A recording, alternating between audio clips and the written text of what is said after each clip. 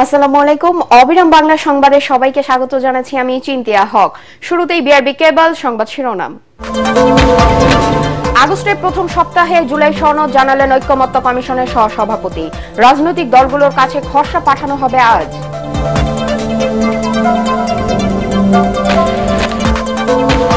কেন্দ্রীয় কমিটি ছাড়া বৈষম্য বিরোধী ছাত্র আন্দোলনের সব কমিটির কার্যক্রম স্থগিত। চাঁদাবাজির অভিযোগে 4 নেতা 7 দিনের রিমান্ডে।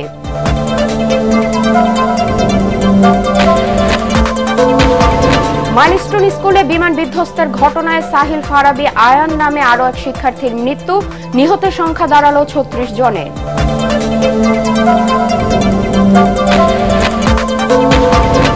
এবং দেশের 13তম সিটি কর্পোরেশন ঘোষণা হতে যাচ্ছে বগুড়া পৌরসভা।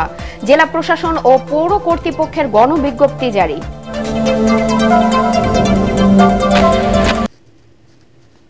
শুনছিলেন বিআরবি কেবল সংবাদ শিরোনাম, এবার বিস্তারিত সংবাদ। আগামী মাসের প্রথম সপ্তাহেই জুলাই সনদ দেওয়ার কথা জানিয়েছেন জাতীয় ঐক্যমত্য কমিশনের সহসভাপতি ডক্টর আলী রিয়াজ। তিনি বলেন, জুলাই সনদের প্রাথমিক খসড়া চূড়ান্ত। আজ রাজনৈতিক দলগুলোর কাছে তা পাঠানো হবে। রাজধানীর ফরেন সার্ভিস একাডেমিতে কমিশনের বৈঠক শেষে এসব কথা বলেন আলী রিয়াজ। এদিন রাষ্ট্র পরিচালনার মূলনীতির বিষয়ে একমত হতে পারেনি রাজনৈতিক দলগুলো। ইয়াসিন রানাকে সাথে নিয়ে রিপোর্ট করছেন আদ্দিন সজীব। রাজনৈতিক দলগুলোর সাথে জাতীয় ঐক্যমত্য কমিশনের চলমান সংলাপে রোববার আলোচনার বিষয় ছিল রাষ্ট্র পরিচালনার মূলনীতি, নাগরিকের মৌলিক অধিকার সম্প্রসারণ এবং পুলিশ কমিশন গঠন। কমিশনের সহসভাপতি ডক্টর আলী রিয়াজ জানান, সোমবার রাজনৈতিক দলগুলোর কাছে জাতীয় সনদের প্রাথমিক খসড়া দেয়া হবে। এই খসড়াটিতে প্রধানত যা থাকবে তা হচ্ছে জাতীয় সনদ তৈরির পটভূমিকা এবং প্রক্রিয়া, যার মধ্যে দিয়ে এই ঐক্যমত্যগুলো প্রতিষ্ঠিত হচ্ছে। প্রাথমিক পর্যায়ে যে সমস্ত বিষয়ে ঐক্যমত্য হয়েছে এবং এখন যে সমস্ত বিষয়ে ঐক্যমত্য হচ্ছে সেই তালিকাটা এই মুহূর্তেই ওই খসড়ায় থাকবে না, কেননা আমরা চূড়ান্তভাবে সিদ্ধান্তে উপনীত হওয়ার পরই সেগুলো অন্তর্ভুক্ত করব। 31 জুলাইয়ের মধ্যে মৌলিক সংস্কারের বিষয়ে আলোচনা শেষ করতে চায় কমিশন। গত কয়েকদিনের যে ধরনের অগ্রগতি হয়েছে তা যদি অব্যাহত থাকে তাহলে আমরা অবশ্যই 31 জুলাইয়ের মধ্যে এই আলোচনা সমাপ্ত করে একটা পরিপূর্ণ সনদ তৈরি করে অগাস্টের প্রথম সপ্তাহে তা স্বাক্ষর করার ব্যবস্থা করতে পারব। সকাল থেকে রাত 8টা পর্যন্ত চলা বৈঠকে মতানৈক্য ছিল রাষ্ট্র পরিচালনার মূলনীতির বিষয়ে। তবে পুলিশ কমিশন গঠনে একমত সব পক্ষই। রাষ্ট্রপতি ও প্রধানমন্ত্রীর ক্ষমতার ভারসাম্যের বিষয়ে আলোচনা সোমবার। আমরা পঞ্চম সংশোধনীতে গৃহীত যে সমস্ত মূলনীতি সেটার সাথে একমত। সেখানে মহান আল্লাহর উপর আস্থা এবং বিশ্বাস আছে, সেখানে গণতন্ত্র আছে, জাতীয়তাবাদ আছে, এখানে আমরা একমত। কিন্তু এই বিষয়টা কি নির্ধারিত হবে সেই বিষয়ে যথেষ্ট বিতর্ক আছে। সাম্য, মানবিক মর্যাদা এবং সামাজিক সুবিচার, সাথে গণতন্ত্র এবং ধর্মীয় স্বাধীনতা ও সম্প্রীতি বলা হচ্ছে যে এই 5টা থাকবে। এর সাথে 72-এর সংবিধানে থাকা অথবা পঞ্চম সংশোধনীতে যোগ হওয়া কোনো মূলনীতি যোগ হবে অথবা হবে না, এটা আগামী সংসদের এখতিয়ারের উপরে ছেড়ে দেওয়া হয়েছে। সংবিধানে যে 4 মূলনীতি আছে সেইটা পরিবর্তনের কোনো ইঙ্গিত জাতির সামনে প্রকাশিত করা হয় সেইটার সাথে আমরা একেবারেই নাই। 72-এর ওই 4 মূলনীতি বাদ দিয়ে আজকের এই 5টি পয়েন্টকে প্রতিস্থাপন করতে হবে। এদিকে সাংবাদিকদের সঙ্গে আলাপকালে প্রধান উপদেষ্টার আগামী জাতীয় সংসদ নির্বাচনের তারিখ ঘোষণার বিষয়ে কথা বলেন বিএনপির স্থায়ী কমিটির সদস্য সালাউদ্দিন আহমেদ। লন্ডন বৈঠকের পর যে প্রতিশ্রুত এবং সম্মত দিন, তারিখ, মাস, যে ফেব্রুয়ারির প্রথমার্ধের পয়লা সপ্তাহে, রমজানের আগের সপ্তাহে নির্বাচন, জাতীয় সংসদ নির্বাচন অনুষ্ঠানের জন্য সম্মত হয়েছেন, সেটা যথাযথ প্রক্রিয়ায় নির্বাচন কমিশনকে সেটা জানানো উচিত প্রধান উপদেষ্টার। আদ্দিন সজীব, এটিএন বাংলা, ঢাকা। বৈষম্য বিরোধী ছাত্র আন্দোলনের কেন্দ্রীয় কমিটি ছাড়া সারা দেশের সকল কমিটির কার্যক্রম স্থগিত করেছে সংগঠনটি। শাহবাগে জরুরি সংবাদ সম্মেলনে বৈষম্য বিরোধী ছাত্র আন্দোলনের সভাপতি রিফাত রশিদ এই ঘোষণা দেন। এ সময় তিনি বলেন, রাজনৈতিক দলের আশ্রয়ে এখনও অনৈতিক কর্মকাণ্ডে জড়িয়ে পড়ছে অনেকে, যার ফলে এই সিদ্ধান্ত নেন সংগঠনটির নেতারা। দাবি করেন, দেশের ইতিহাসে কোনো অপরাধের দায় স্বীকার করে সারা দেশের কমিটি স্থগিত করেনি কেউ। পাশাপাশি আইন শৃঙ্খলা বাহিনীর প্রতি আহ্বান জানান, বৈষম্য বিরোধী ছাত্র আন্দোলনের ব্যানার ব্যবহার করে যারা অপকর্ম করবে তাদের বিরুদ্ধে যথাযথ ব্যবস্থা নেয়ার। চেষ্টা করে একটা প্ল্যাটফর্ম যাদের বৈষম্য বিরোধী ছাত্র আন্দোলনের কেন্দ্রীয় কমিটি ব্যতীত সারা দেশের সকল কমিটির কার্যক্রম আনুষ্ঠানিকভাবে স্থগিত ঘোষণা করা হচ্ছে। এর মধ্য দিয়ে আমরা বৈষম্য বিরোধী ছাত্র আন্দোলনের আগামী কার্যক্রম কোন উপায়ে পরিচালিত হবে সেই সম্পর্কে আমরা বসবো, একটা রূপরেখা তৈরি হবে। বৈষম্য বিরোধী ছাত্র আন্দোলন জুলাই গণ অভ্যুত্থানের প্ল্যাটফর্ম, জুলাই গণ অভ্যুত্থানের স্পিরিটের সাথে সাংঘর্ষিক কোনো কিছুই তারা বরদাস্ত করবে না, এই জিনিসটা আমরা স্পষ্ট করে বলতে চাই এবং তার জন্যই আজকে আমাদের এই বড় ধরনের সিদ্ধান্ত নিতে হচ্ছে। এদিকে রাজধানীর গুলশানে সাবেক এমপি শাম্মী আহমেদের বাসায় চাঁদাবাজির অভিযোগে গ্রেফতার বৈষম্য বিরোধী ছাত্র আন্দোলনের নেতাসহ 4 জনকে 7 দিনের রিমান্ডে নিয়েছে পুলিশ। অপ্রাপ্ত বয়স্ক হওয়ার অপর আসামিকে কারাগারে পাঠানো হয়েছে। এরই মধ্যে চাঁদাবাজির সাথে জড়িত নেতাদের সংগঠন থেকে বহিষ্কার করেছে বৈষম্য বিরোধী ছাত্র আন্দোলন। আইনশৃঙ্খলা রক্ষাকারী বাহিনীর হাতে ধরিয়ে দেওয়ার ভয় দেখিয়ে কেউ চাঁদাবাজি বা মব সৃষ্টির চেষ্টা করলে 999-এ ফোন দেওয়ার পরামর্শ দিয়েছে ডিএমপি। মিজান শাহজাহানের রিপোর্ট। গুলশান থানায় চাঁদাবাজির মামলায় গ্রেপ্তার 4 আসামির 10 দিনের রিমান্ড আবেদন করেন মামলার তদন্ত কর্মকর্তা। শুনানি শেষে ঢাকা মুখ্য মহানগর হাকিম আদালতের বিচারক জিয়াদুর রহমান প্রত্যেকের 7 দিন করে রিমান্ড মঞ্জুর করেন।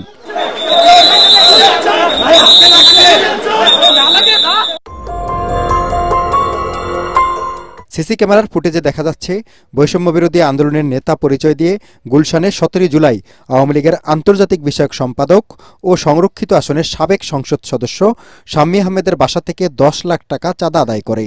10 দিনের মাথায় শনিবার রাতে আবার ওই বাসায় গিয়ে আরও 1 কোটি টাকা চাঁদা দাবি করে তারা। জনৈক সিদ্দিক আবু জাফর তার অভিযোগের প্রেক্ষিতে একটা চাঁদাবাজি মামলা রুজু করা হয় এবং যে 5 জনকে গ্রেফতার করা হয় সেই 5 জন সহ যার নামে আরো একজন এবং আরো 6-7 জন বিরুদ্ধে এই মামলাটা রেকর্ড করা হয়। চাঁদাবাজির ঘটনায় ক্ষোভ জানিয়ে বৈষম্য বিরোধী ছাত্র আন্দোলনের সাবেক সমন্বয়ক উমামা ফাতেমা ফেসবুক স্ট্যাটাস দিয়েছেন। এ ঘটনায় বৈষম্য বিরোধী ছাত্র আন্দোলন ঢাকা মহানগর শাখার আহ্বায়ক ইব্রাহিম হোসেন মুন্না, সদস্য সাকাদাউন সিয়াম ও সাদমান সাদাবকে সাংগঠনিক পদ থেকে স্থায়ীভাবে বহিষ্কার করেছে। এদিকে বাংলাদেশ গণতান্ত্রিক ছাত্র সংসদ জরুরি নোটিশে জানিয়েছে চাঁদাবাজির ঘটনায় কেন্দ্রীয় সংসদের সদস্য আব্দুর রাজ্জাক বিন সুলাইমানের সরাসরি সম্পৃক্ততার প্রমাণ পাওয়ায় তাকে স্থায়ীভাবে বহিষ্কার করা হয়েছে। ডিএমপির মুখপাত্র মোহাম্মদ তালিবুর রহমান বলেন, আইন নিজ হাতে তুলে নেওয়া ও শৃঙ্খলা পরিপন্থী কর্মকাণ্ডে জড়ালে জিরো টলারেন্স নীতি দেখাবে পুলিশ। পুলিশের নাম ভাঙিয়ে কেউ যদি কোনো অপরাধ করার চেষ্টা করে আমরা নগরবাসীকে অনুরোধ করছি সেটা যেন পুলিশ স্টেশনকে জানানো হয় এবং 999-এর মাধ্যমে তারা সেটা আমাদের কাছে অবহিত করতে পারেন। এই ক্ষেত্রে কেউ অপরাধের শিকার হওয়ার সম্ভাবনা থাকলে তিনি যদি তথ্য দেন আমরা তার যে নাম পরিচয় গোপন রেখে আমরা অপরাধীদের বিরুদ্ধে প্রয়োজনীয় ব্যবস্থা গ্রহণ করব। আসামিদের জিজ্ঞাসাবাদ করে এ ঘটনায় জড়িত অন্যদেরও আইনের আওতায় আনা হবে বলে জানিয়েছে পুলিশ। মিজান শাহজাহান, এটিএন বাংলা, ঢাকা। উত্তরায় মাইলস্টোন স্কুলে যুদ্ধ বিমান বিধ্বস্তের ঘটনায় সাহিল ফারাবি আয়ান নামে আরও এক শিক্ষার্থীর মৃত্যু হয়েছে।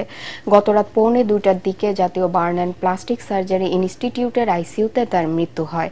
Sahil Farabi Ayan milestone school and কলেজের ইংরেজি ভার্সনের 7ম শ্রেণীর ছাত্র। জাতীয় বার্ন ও প্লাস্টিক সার্জারি ইনস্টিটিউটের আবাসিক সার্জন ডাক্তার শাওন বিন রহমান তার মৃত্যুর বিষয়টি নিশ্চিত করেছেন। তিনি বলেন, রাত 1:45টার দিকে লাইফ সাপোর্টে চিকিৎসাধীন অবস্থায় সাহিল ফারাবি আয়ান মারা গেছে। আয়ানের শরীরের 40% দগ্ধ ছিল, তাকে আইসিইউতে রাখা হয়েছিল। এ ঘটনায় সর্বমোট এখন পর্যন্ত জাতীয় বার্নে 18 জনের মৃত্যু হলো। এ নিয়ে মোট নিহতের সংখ্যা দাঁড়ালো 36 জনে। তবে স্বাস্থ্য মন্ত্রণালয় গতকাল মৃত্যুর সংখ্যা 1 জন কমিয়ে সংশোধন করে 34 বলে জানায়। সেই হিসেবে মৃতের সংখ্যা দাঁড়ায় 35 জনে। এছাড়া আইসিইউতে সংকটাপন্ন অবস্থায় 3 জন চিকিৎসাধীন আছেন, যাদের অবস্থা অপরিবর্তিত রয়েছে। এখনও ভর্তি আছেন 33 জন, এর মধ্যে শিশু 27 জন। যুক্তরাষ্ট্রের সাথে বাণিজ্য ঘাটতি কমাতে 25টি বোয়িং উড়োজাহাজ কিনবে বাংলাদেশ। এছাড়াও গম, সয়াবিন, তুলা, এলএনজির আমদানিও বাড়ানো হবে বলে জানালেন বাণিজ্য সচিব মাহবুবুর রহমান। বেশি দামে এসব পণ্য কিনলেও জনগণের উপর চাপ পড়বে না বলে দাবি তার। সচিব জানান, সবশেষ ধাপের আলোচনায় আবারও যুক্তরাষ্ট্রে যাচ্ছেন বাণিজ্য উপদেষ্টা সহ প্রতিনিধি দল। নতুন শুল্ক হার 20% নিচে নামিয়ে আনার আশা করছেন তারা। রিপোর্ট মাহবুব কবির চপলের। শুল্কের জাল বিছিয়ে বিভিন্ন দেশকে বাণিজ্যিক চাপে ফেলেছে যুক্তরাষ্ট্র। আলোচনার টেবিলে দিচ্ছে নানা শর্ত। বাংলাদেশকে বলেছে তাদের পণ্য বেশি কিনতে।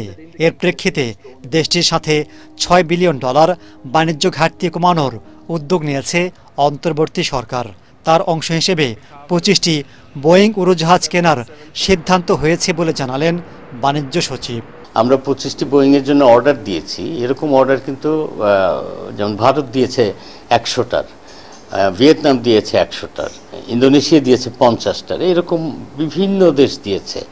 এখন বোয়িং কোম্পানির ক্যাপাসিটি অনুযায়ী কিন্তু তারা এগুলো সরবরাহ করবে। বোয়িং তো একসাথে আর ওগুলো কেনা হচ্ছে না, আপনি অর্ডার দিলে কত বছরে পাবেন সেগুলো। গত বছরে সারা বছরে যুক্তরাষ্ট্র 12টা এয়ারক্রাফট ডেলিভারি করেছে সারা পৃথিবীকে। তা আমাদের হয়তো বছরে একটা ভাগে পড়বে। পাশাপাশি অন্য সোর্স থেকে এয়ারবাস বা অন্য আমরা কিনবো না তা তো নয়। এছাড়াও গম, সয়াবিন, তুলা, এলএনজি আমদানি বাড়ানোরও সিদ্ধান্ত হয়েছে।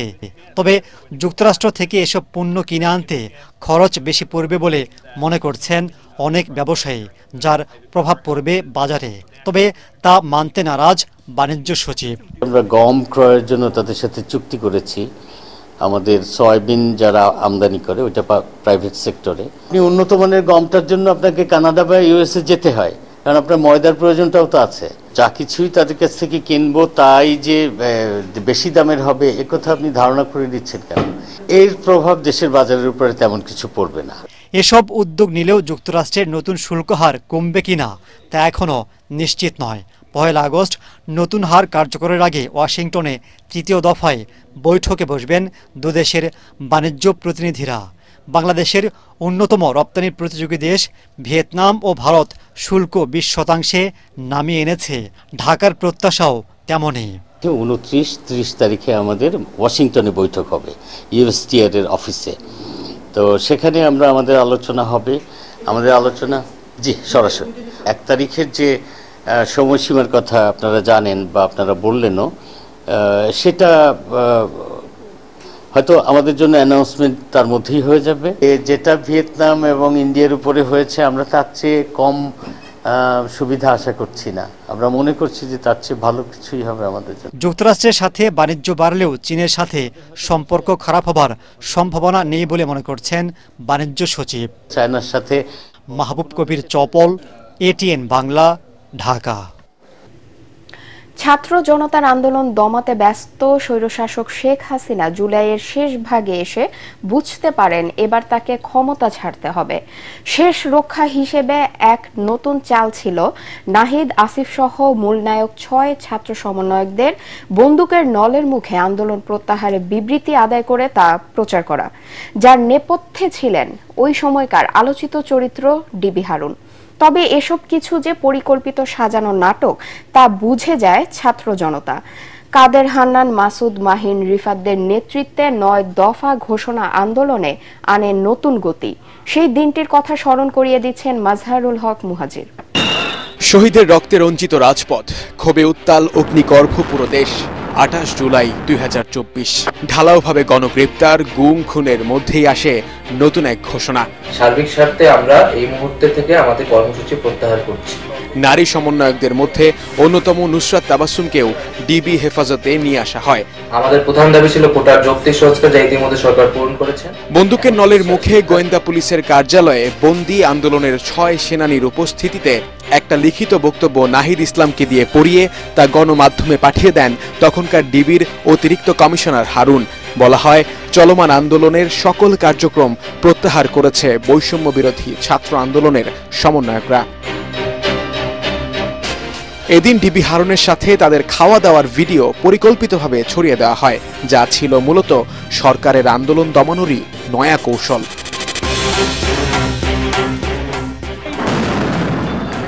কিন্তু এসবের তোয়াক্কা করেনি ছাত্র জনতা। পাবলিক, প্রাইভেট, মাদ্রাসার শিক্ষার্থী সহ সব শ্রেণী পেশার মানুষের ক্ষোভের বহিঃপ্রকাশ হয় রাজপথে।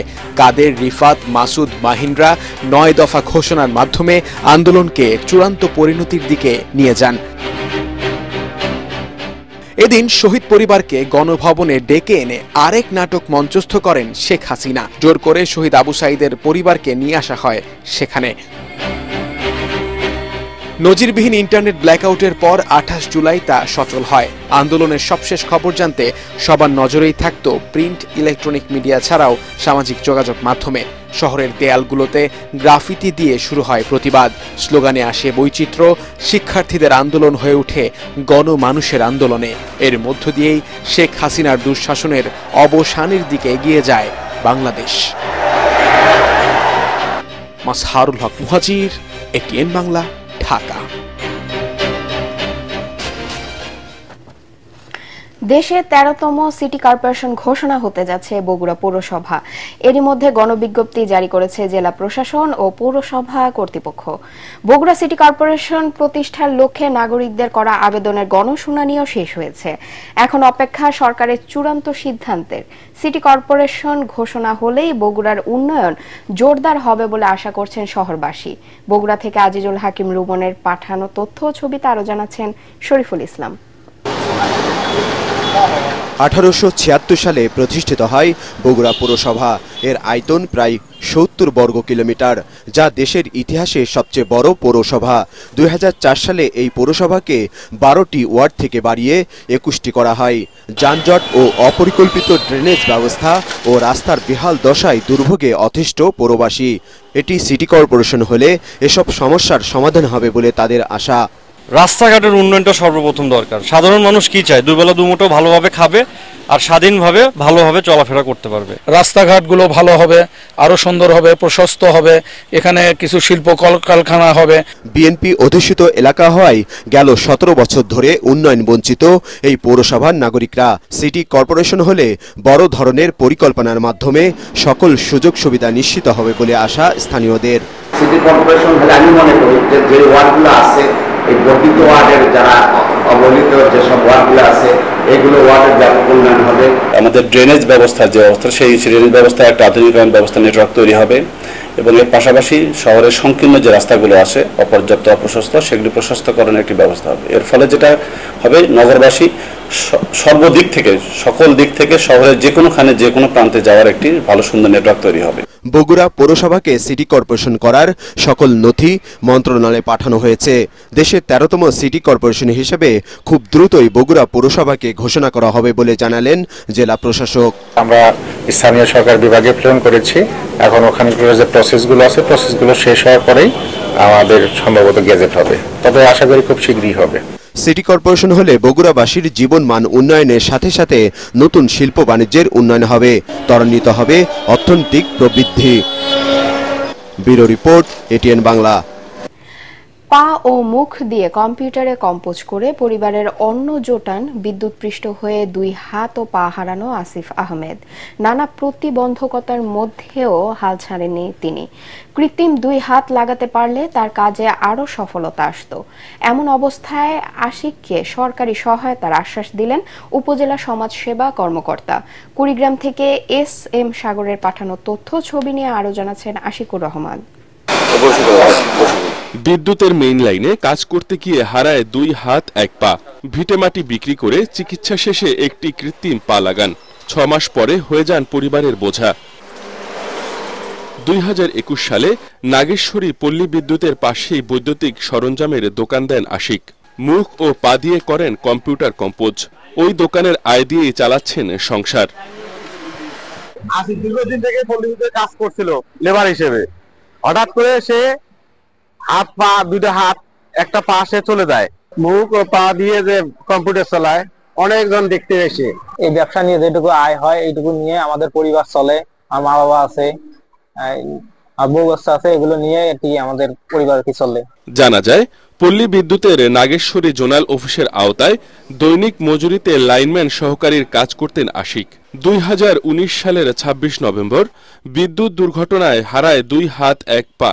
বিগত সরকারের সময় আবেদন করেও আর্থিক সহযোগিতা থেকে বঞ্চিত হন তিনি। জমি বিক্রি করে একটি কৃত্রিম পা লাগালেও কৃত্রিম হাত লাগাতে পারেননি। আমার এই প্রচেষ্টা ছিল, আমি আস্তে আস্তে প্র্যাকটিস করছিলাম যে আমি কিভাবে কম্পিউটার চালাবো, কিভাবে এই কাজটা করব। আমি নিজে কাজ করে জীবনযাপন করতে চাচ্ছি। যেটুকু জমি জমা ছিল সবকিছু বিক্রি করে প্রথমে আমার কৃত্রিম পাটা লাগানোর পর অনেকের আমাদের যেটুকু ছিল আর কি তা দিয়ে ব্যবসাটা রানিং করি।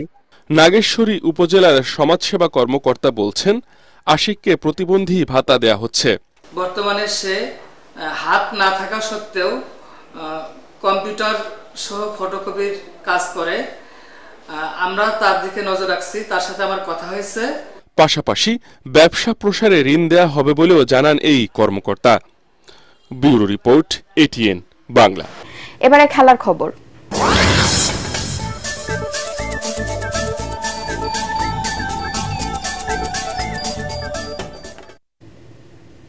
টাই ব্রেকারে স্পেনকে ৩-১ গোলে হারিয়ে ইউরো নারী ফুটবলের শিরোপা ধরে রেখেছে ইংল্যান্ড।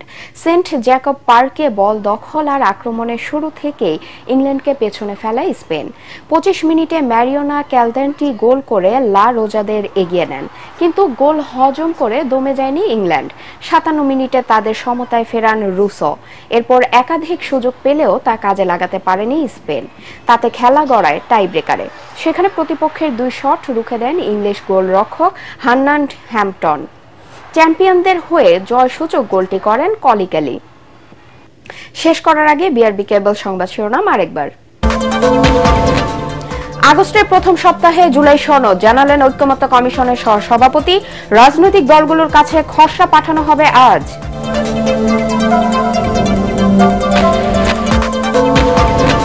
কেন্দ্রীয় কমিটি ছাড়া বৈষম্য বিরোধী ছাত্র আন্দোলনের সব কমিটির কার্যক্রম স্থগিত। চাঁদাবাজির অভিযোগে 4 নেতা 7 দিনের রিমান্ডে।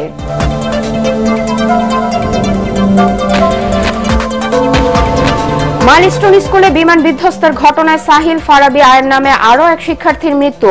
নিহতের সংখ্যা দাঁড়ালো 36 জনে।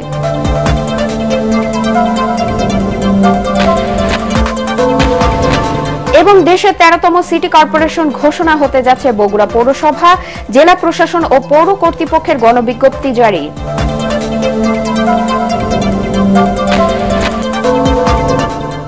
পরবর্তী সংবাদ দেখার আমন্ত্রণ জানিয়ে এখনকার মতো শেষ করছি। এটিএন বাংলা সংবাদ ইউটিউবে দেখতে ব্রাউজ করুন youtube/ATN বাংলা নিউজ। ধন্যবাদ সবাইকে।